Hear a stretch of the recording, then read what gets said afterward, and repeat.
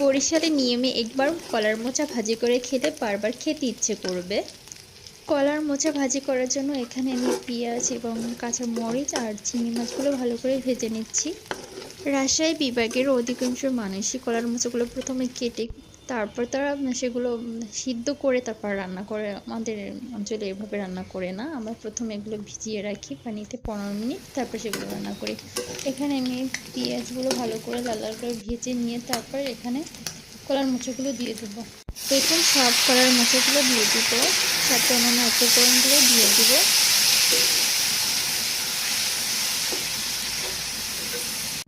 2 চামচ গুঁড়ো মরিচের গুঁড়ো দিয়ে দিব, সাথে 1 চামচ হলুদ দিয়ে দিব। এখন ভালো করে নেড়ে চেড়ে নিব মশলাগুলো। তারপর সব একে একে মশলাগুলো দিয়ে দিব।